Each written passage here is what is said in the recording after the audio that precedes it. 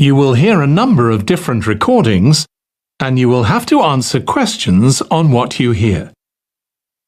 There will be time for you to read the instructions and questions, and you will have a chance to check your work. All the recordings will be played once only. The test is in 4 parts. At the end of the test, you will be given 10 minutes to transfer your answers to the answer sheet. Now turn to Part 1.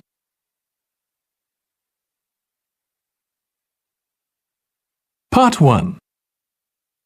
You will hear a woman who works at an employment agency talking to a man about jobs he could apply for.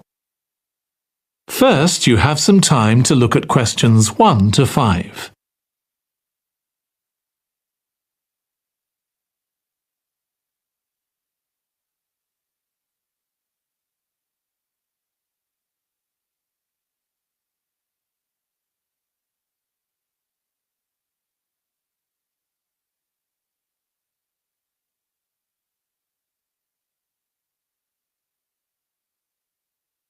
Now listen carefully and answer questions 1 to 5. Good morning. Thanks for coming in to see us here at the agency, Joe. I'm one of the agency representatives and my name's Sally Baker. Hi, Sally. I think we spoke on the phone, didn't we? That's right, we did. So thank you for sending in your CV. We've had quite a careful look at it, and I think we have 2 jobs that might be suitable for you. OK. The first one is in a company based in North London. They're looking for an administrative assistant. OK. What sort of company is it? They're called Home Solutions, and they design and make furniture. Oh, I don't know much about that, but it sounds interesting. Yes, well, as I said, they want someone in their office, and looking at your past experience, it does look as if you fit quite a few of the requirements. So on your CV it appears you've done some data entry? Yes. So that's one skill they want. Then they expect the person they appoint to attend meetings and take notes there. OK. I've done that before, yes. And you need to be able to cope with general admin. Filing and keeping records and so on. But that should be OK. And in my last job, I also had to manage the diary. Excellent. That's something they want here too. I'd suggest you add it to your CV. I don't think you mentioned that, did you? No. So, as far as the requirements go, they want good computer skills, of course, and they particularly mention spreadsheets. That should be fine. And interpersonal skills, which would be something they'd check with your references. I think that should be OK, yes. Then they mention that they want someone who is careful and takes care with details. Just looking at your CV, I'd say you're probably all right there. I think so, yes. Do they want any special experience? I think they wanted some experience of teleconferencing. Oh, I've got 3 years' experience of that. Let's see. Yes, good. In fact, they're only asking for at least 1 year, so that's great. So is that something that might interest you? It is, yes. The only thing is, you said they were in North London, so it would be quite a long commute for me. OK. Before you hear the rest of the conversation, you have some time to look at questions 6 to 10.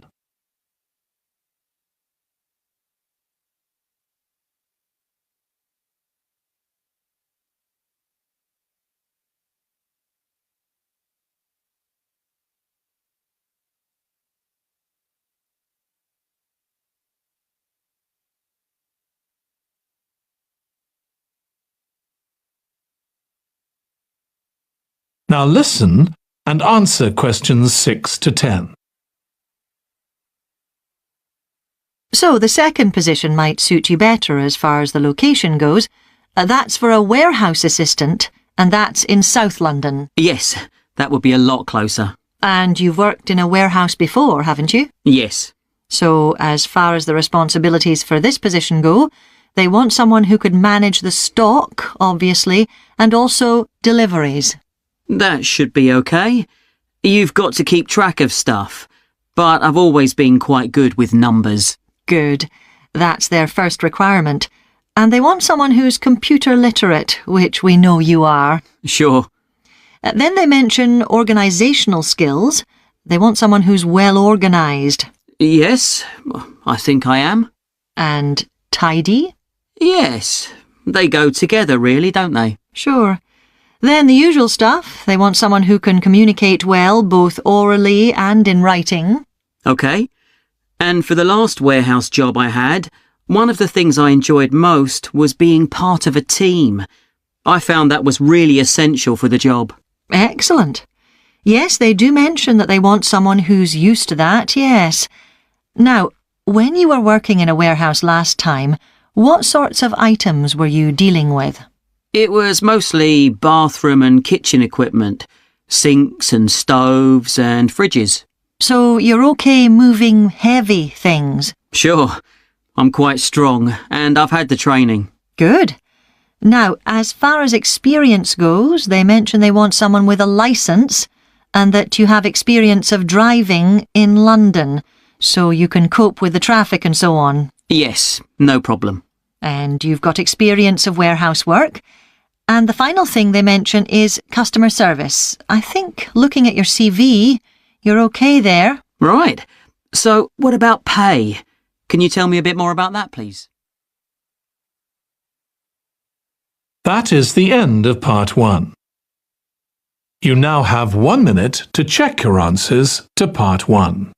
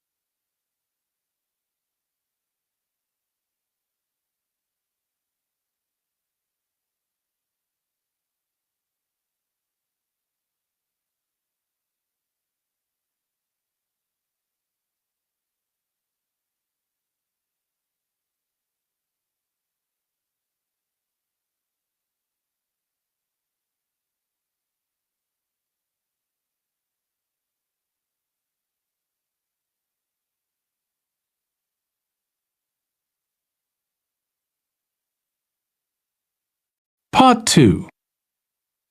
You will hear a woman called Alice Riches talking on the radio about a scheme which involves closing streets to traffic to allow children to play. First, you have some time to look at questions 11 to 16.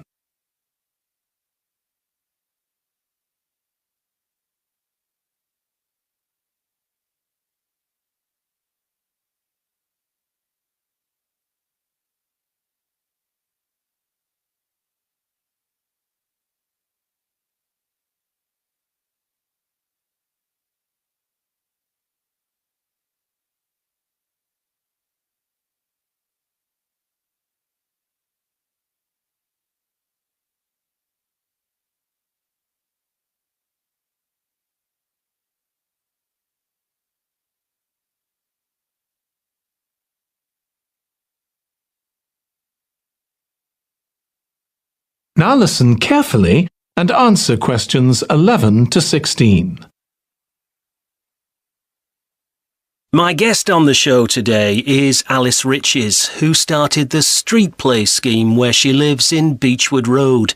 For those of you that don't already know, Street Play involves local residents closing off their street for a few hours so that children have a chance to play in the streets safely.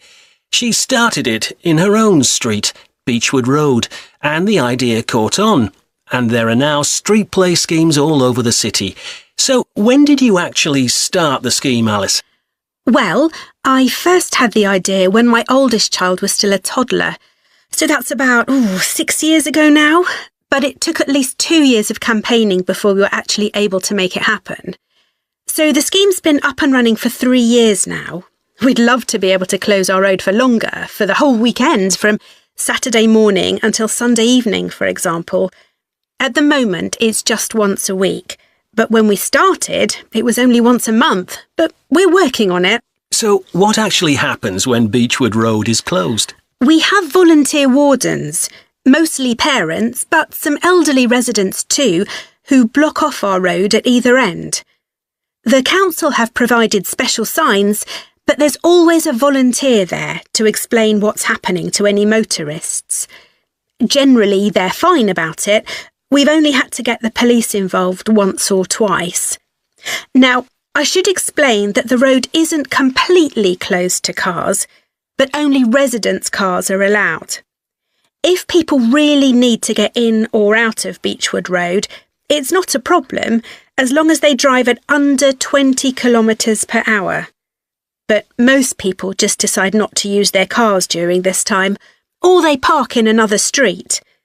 The wardens are only there to stop through traffic. So, can anyone apply to get involved in street play? Absolutely. We want to include all kids in the city, especially those who live on busy roads. It's here that demand is greatest. Obviously, there isn't such demand in wealthier areas where the children have access to parks or large gardens, or in the suburbs where there are usually more places for children to play outside. I'd recommend that anyone listening who likes the idea should just give it a go. We've been surprised by the positive reaction of residents all over the city, and that's not just parents. There are always a few who complain, but they're a tiny minority. On the whole, everyone is very supportive and say they're very happy to see children out on the street, even if it does get quite noisy. Before you hear the rest of the conversation, you have some time to look at questions 17 to 20.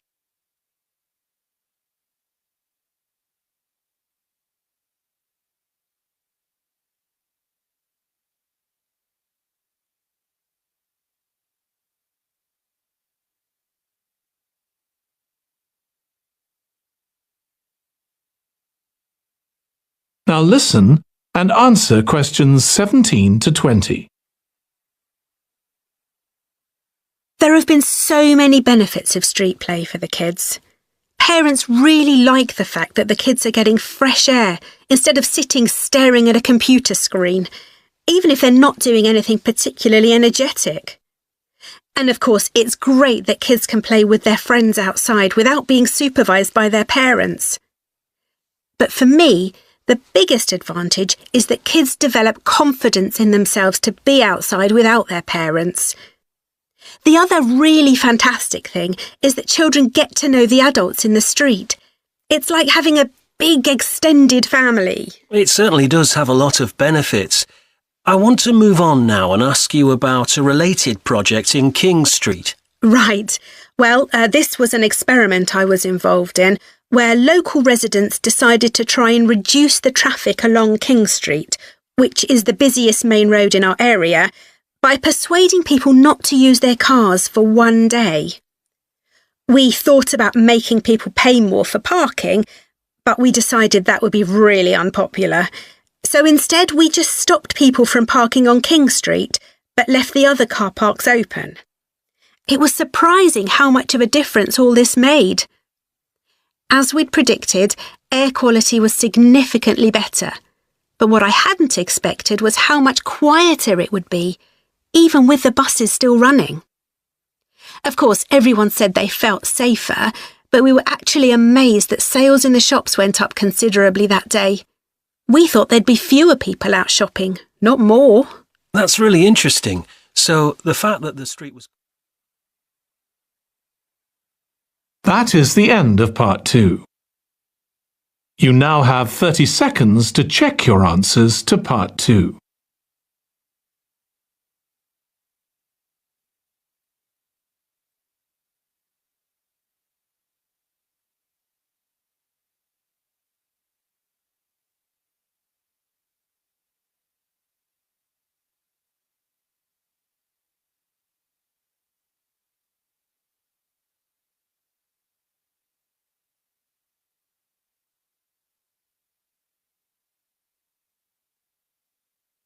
Part 3. You will hear two students, called Hazel and Tom, talking about Hazel's Media Studies assignment. First, you have some time to look at questions 21 to 26.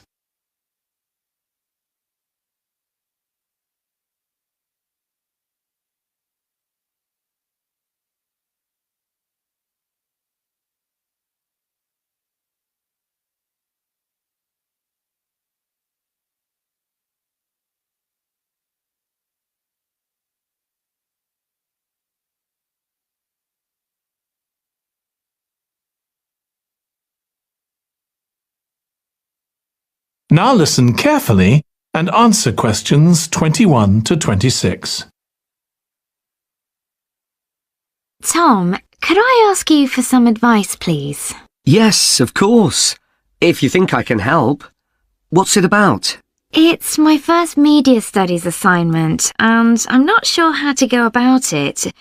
You must have done it last year. Is that the one comparing the coverage of a particular story in a range of newspapers? That's right. Oh, yes. I really enjoyed writing it. So, what sort of things do I need to compare? Well, there are several things. For example, there's the question of which page of the newspaper the item appears on. You mean because there's a big difference between having it on the front page and the bottom of page 10, for instance? Exactly. And that shows how important the editor thinks the story is. Then there's the size. How many column inches the story is given. How many columns it spreads over. And I suppose that includes the headline. It certainly does. It's all part of attracting the reader's attention. What about graphics? Whether there's anything visual in addition to the text? Yes, you need to consider those too, because they can have a big effect on the reader's understanding of the story. Sometimes a bigger effect than the text itself. Then you'll need to look at how the item is put together. What structure is it given? Bear in mind that not many people read beyond the first paragraph. So what has the journalist put at the beginning? And if, say, there are conflicting opinions about something, does one appear near the end where people probably won't read it? And newspapers sometimes give wrong or misleading information, don't they? Either deliberately or by accident. Should I be looking at that too? Yes, if you can. Compare what's in different versions. And as far as possible, try and work out what's true and what isn't. And that relates to a very important point. What's the writer's purpose? Or at least the most important one, if they have several. It may seem to be to inform the public, but often it's that they want to create fear or controversy, or to make somebody look ridiculous. Gosh, I see what you mean. And I suppose the writer may make assumptions about the reader. That's right.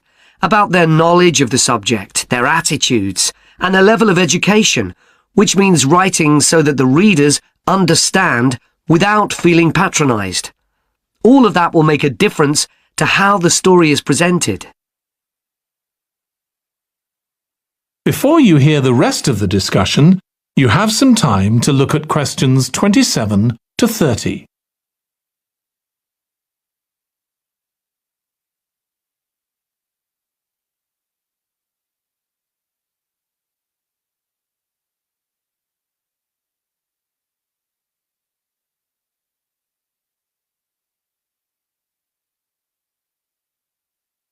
Now listen and answer questions 27 to 30. Does it matter what type of story I write about? No. National or international politics, the arts, anything, as long as it's covered in 2 or 3 newspapers. Though, of course, it'll be easier and more fun if it's something you're interested in and know something about. And on that basis, a national news item would be worth analysing. I'm quite keen on politics, so I'll try and find a suitable topic. What did you choose for your analysis, Tom? I was interested in how newspapers expressed their opinions explicitly. So I wanted to compare editorials in different papers But when I started looking, I couldn't find two on the same topic that I felt like analysing. In that case, I won't even bother to look. So in the end, I chose a human interest story, a terribly emotional story about a young girl who was very ill, and lots of other people, mostly strangers, raised money so she could go abroad for treatment. Actually, I was surprised. Some papers just wrote about how wonderful everyone was, but others considered the broader picture, like why treatment wasn't available here. I usually find stories like that raise quite strong feelings in me. I'll avoid that. Perhaps I'll choose an arts topic, like different reviews of a film or something about funding for the arts. I'll think about that. Yes, that might be interesting. Okay, well, thanks a lot for your help, Tom. It's been really useful. You're welcome. Good luck with the assignment, Hazel. That is the end of part 3. You now have 30 seconds to check your answers to part 3.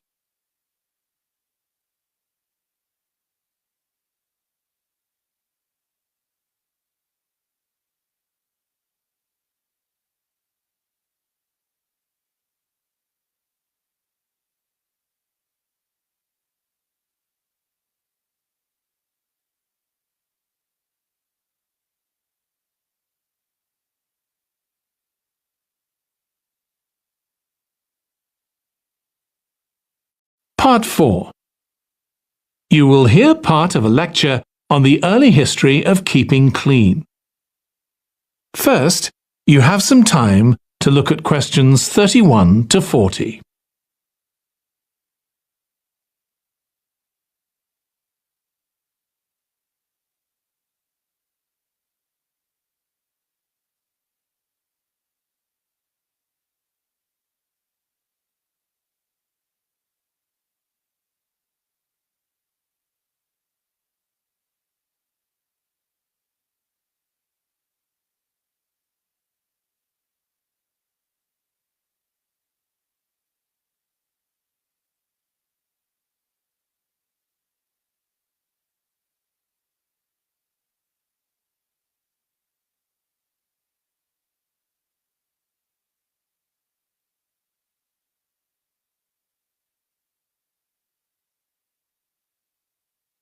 Now listen carefully and answer questions 31 to 40.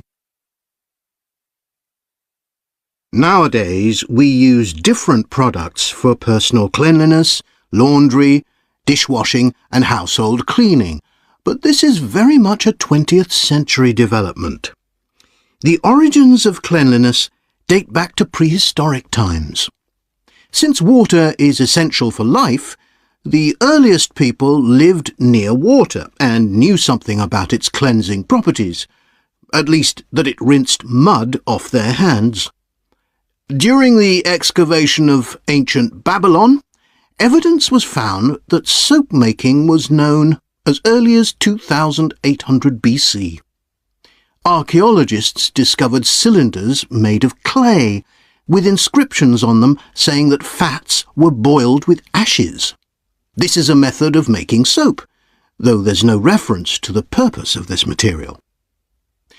The early Greeks bathed for aesthetic reasons and apparently didn't use soap.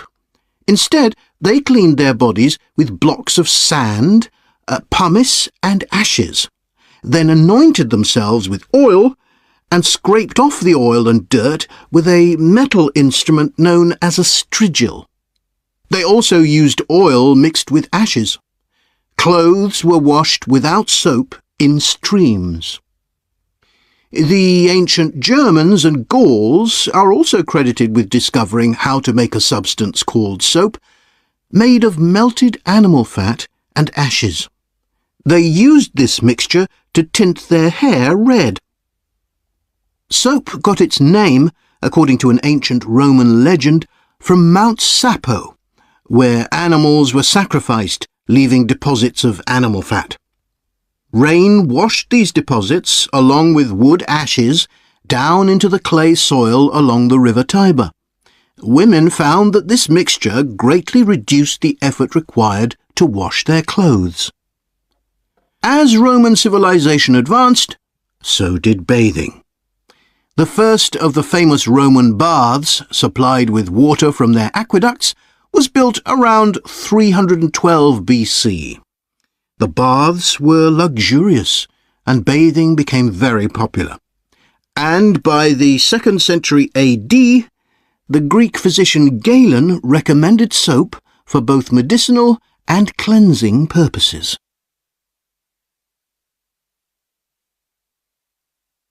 After the fall of Rome in 467 AD and the resulting decline in bathing habits, much of Europe felt the impact of filth on public health. This lack of personal cleanliness and related unsanitary living conditions were major factors in the outbreaks of disease in the Middle Ages, and especially the Black Death of the 14th century. Nevertheless, soap-making became an established craft in Europe, and associations of soap-makers guarded their trade secrets closely. Vegetable and animal oils were used with ashes of plants, along with perfume, apparently for the first time. Gradually, more varieties of soap became available for shaving and shampooing, as well as bathing and laundering. A major step toward large-scale commercial soap-making occurred in 1791, when a French chemist, Nicolas Leblanc, patented a process for turning salt into soda ash, or sodium carbonate. Soda ash is the alkali obtained from ashes that combines with fat to form soap. The Leblanc process yielded quantities of good quality, inexpensive soda ash.